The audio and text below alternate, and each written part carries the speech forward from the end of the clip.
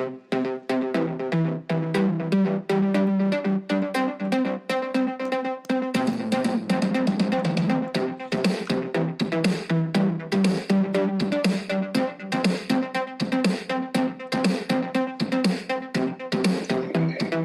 this is Sharon Raji Maynard, and this is my new podcast, Gazelles and the Phoenix. So why gazelles and the phoenix? Well, there's an old quote that says, I'm going to stop focusing on the dinosaurs, just let them die. Instead, I'm going to focus on the gazelles. Gazelles are those individual projects and organizations that are rising up out of the ashes, even before the dinosaurs are gone. So I have had the wonderful experience of meeting a lot of gazelles, being in company of those who are holding space as the phoenix rise from the ashes. So this podcast will be episodes to share with you those individuals, those groups, those ideas. Some of them will come from monthly meetings that are sponsored by the patrons of my other podcast, A Mystic's View. If you're interested in becoming part of that supportive community, go over to patreon.com/A Mystic's View. And there you can get details. We're a growing community. We're committed to a collaborative mindset, and it's a joyful experience. So thank you for those patrons that enable me to do this podcast. And I'm excited to share with you gazelles that are rising up like phoenixes from the ashes.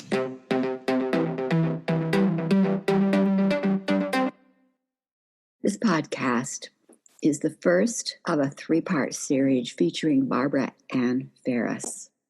Barbara Anne has been in politics for 4 decades. She has a lot to share, a lot to say about women in the political arena. Thanks for listening. Always when we have these gatherings, because I know how attractive, very powerful energy and women can be to those who would like to stop us. Being an energy worker, healer, I always affirm that we are in sacred ground of sovereignty with those in unseen worlds surrounding us, protecting us as we share and as we expand, and working with us in that expansion. And we prepare and ask that this space be held in that level of integrity and strength and clarity. And so it is. Barbara Anne Ferris. But Barbara Anne, I've known her since, 2004 or something. When did you run? 2005. I ran for city council in 2005. And I interviewed Barbara several times, I think, at least once, maybe twice, when I did Sister Space Radio and Women's Radio. And so I've known of her for quite a while. I'm going to tell you 2 short stories about Barbara, and then I'm going to let her take over. The way we're going to do this, short introduction of Barbara, turn it over to Barbara for about 20 minutes, and then we're going to open the space so that you can ask questions, and then we'll take it back to Barbara, and then we'll close the circle. Barbara Anne, you all know Senator Dennis Kucinich. He ran many times, and Barbara Anne put on her big girl boots, and she ran against Dennis Kucinich.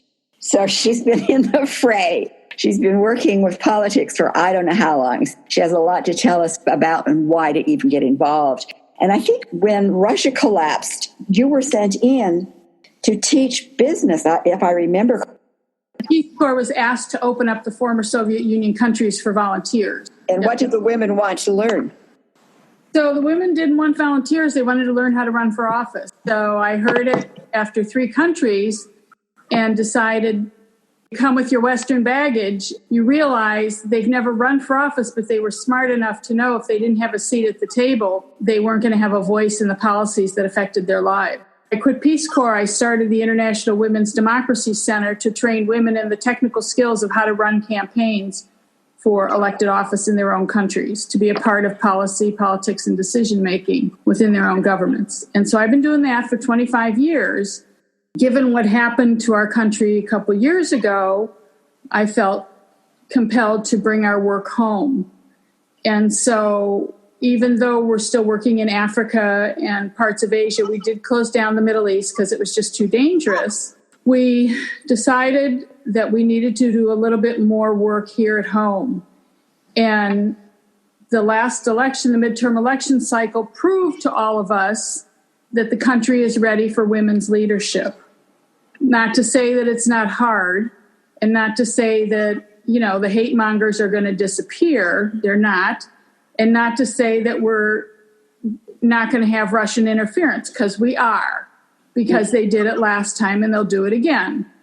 So I feel very strongly that, like I think a lot of people do, the democracy that we know and love, with all of its faults and all of its challenges and all of the policies that we might not agree with, is slowly disintegrating in front of our eyes. So my message today, after working in politics for almost 4 decades, is for every single woman listening in this sphere, and every single woman who has a woman friend or 10 beyond this sphere in her own network, you turn to them and you tell them that it's time for us to rise up and to take back our country.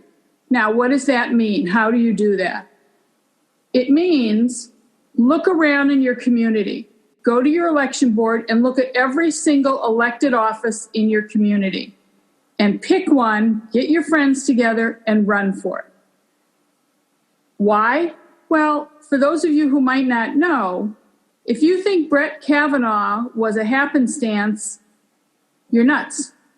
Okay? He was groomed for 20 plus years for this seat. And the Republican Party is very, very, very focused. Very focused.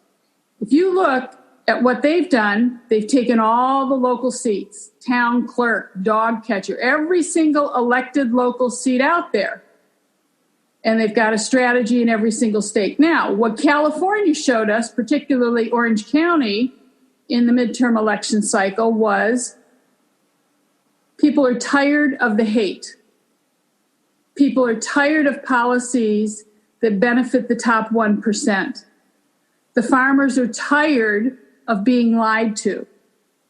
People are tired and sick and disgusted. We don't put kids in cages. George Takei just wrote, I don't know if you saw the op-ed he wrote. He said, at least when I was in an intern camp at 5 years old, I wasn't separated from my parents. Who have we become as a nation?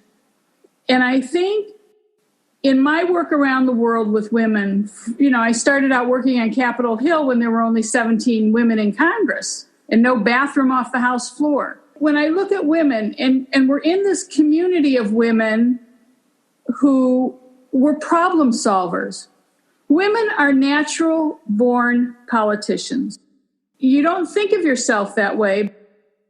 For me, my message this year, without any distraction, is telling every single woman you know and every single woman out there, I don't care if she's 21 or 81. I don't care. This is our country. We know who we are. We know what we want. And frankly, women come at problems with a different path to the solution. We do. No mother raises their child to tell them to solve a problem with a gun or a knife or a bomb or a tank. Turn your head. Oh, no. And these people that are so anxious to go to war, to pound their chest, it's not women. So there's the first episode with Barbara Ann.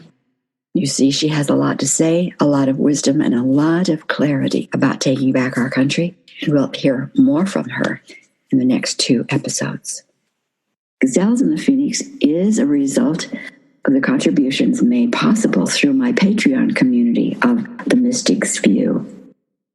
In that community, we are committed to creating a mindset that opens us to new ideas, that models the value and strength that comes through diversity.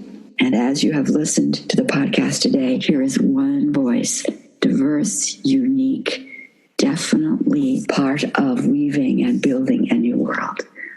So thank you for being here with us. If you'd like to consider supporting, give us a high rating on any of your podcast platforms. Go over to patreon.com/A Mystic's View. Consider supporting and being part of that community. So thank you for being here. Blessings.